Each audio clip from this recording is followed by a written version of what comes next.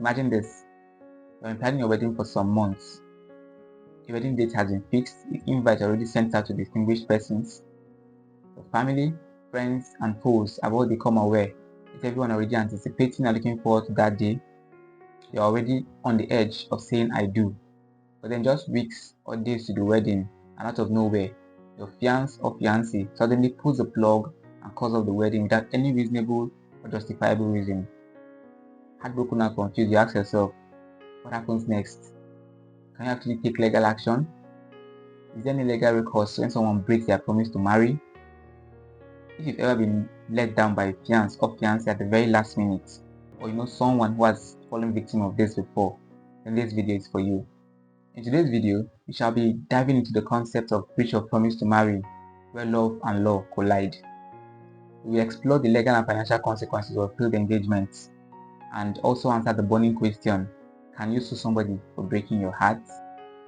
Stick around with us until the end to find out what happens when love turns to legal action, and what rights you have when someone says I don't before the I do. So before we go into the video, please, if you're new to this channel, kindly do subscribe to the channel, and please turn on the bell notification so you can get notified whenever we upload a new video. And also don't forget to like, comment, and share this video. So without much further ado, let's jump right into the video.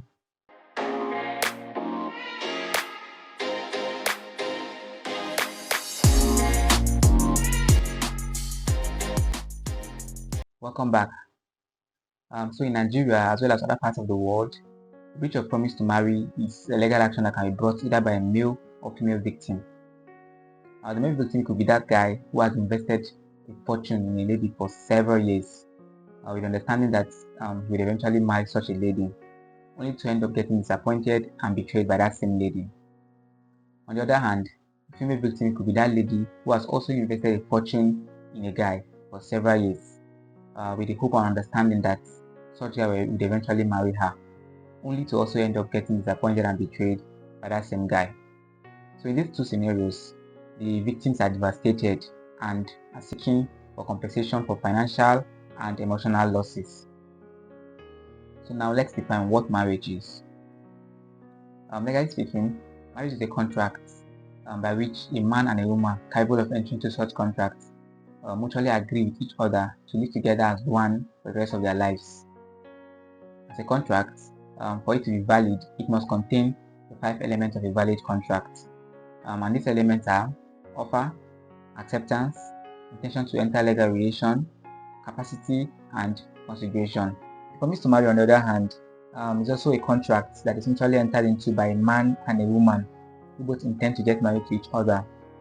So this promise usually is made either in writing or orally, and a breach of this promise could attract legal consequences. In other words, where a man of marriageable age makes an offer of marriage to a woman who is also of marriageable age, and such woman unequivocally accepts the marriage offer from the man, then a valid contract of marriage or a contract to marry is said to have been established, and the both parties are obligated and bound to fulfill their own parts of the contracts, which is to get married to each other. So in a situation whereby any of the parties breaches the contract by coming out to say, no, I know we'll do again, without any justifiable or reasonable excuse, then the victim is said to have the legal right to approach a court to seek for redress and for compensation for financial and emotional losses. So what are the types of breach of promise to marry? Basically, there are 2 types. And the first one is anticipatory breach, while the second one is non-performance breach. So anticipatory breach usually occurs before the date fixed for the wedding itself. That is, if the parties have fixed a date for wedding, and then either of the parties comes up to say that he or she is no longer interested, and then suddenly calls off the wedding without any justifiable or reasonable excuse, then anticipatory breach of promise to marry is said to have occurred, and then the victim can lawfully sue the breaching party for anticipatory breach and then seek for compensation. I'll give an example. Let's say if a wedding date is fixed for March, and then sometime in January or February, either of the parties now comes up to say that, look, I'm no longer interested, I want to call off this wedding, and does not give any valid or justifiable reason or excuse why he or she wants to call off the wedding, then an anticipatory breach of promise to marry is said to have occurred. Then the victim in this case can approach a court and sue the breaching party for anticipatory breach, and then seek for compensation for financial and emotional losses. On the other hand, a non-performance breach of promise to marry usually occurs on the D-day of the wedding itself. That is where a wedding date has been fixed by parties, and then either of the parties fails to show up on that day of the wedding. Then a non-performance breach of promise to marry is said to have occurred, and the victim in this case can also approach a court to seek for redress and compensation for the breach. So what I think that a victim must prove before a court and before he or she can succeed in an action for breach of promise to marry. Basically, there are two very important things that a victim in an action for breach of promise to marry must fulfill and prove before a court before he or she can succeed in such action. And the first one is that the victim must prove before a court that there was a valid promise to marry, that is a valid contract of marriage entered into between the victim and the breaching party.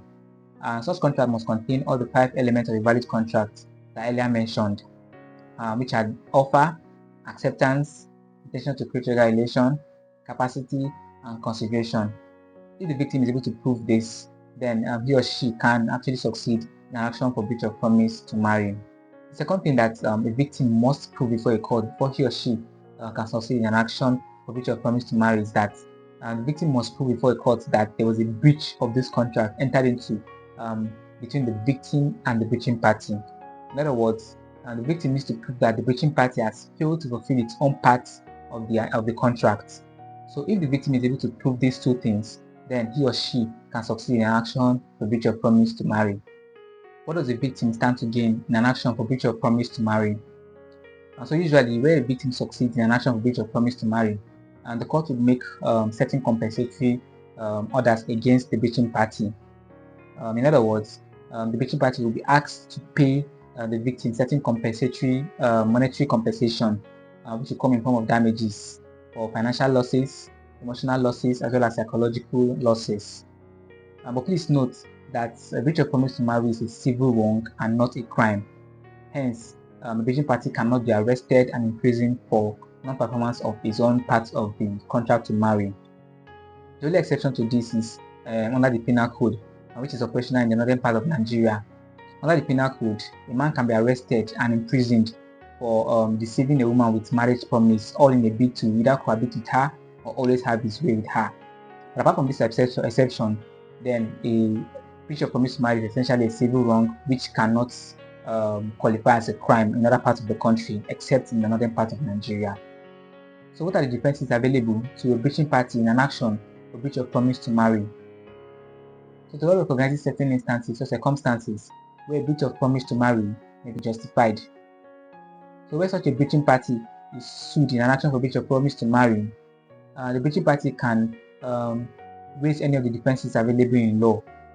And these defenses could either be fraud, mistake, undue influence, duress, etc.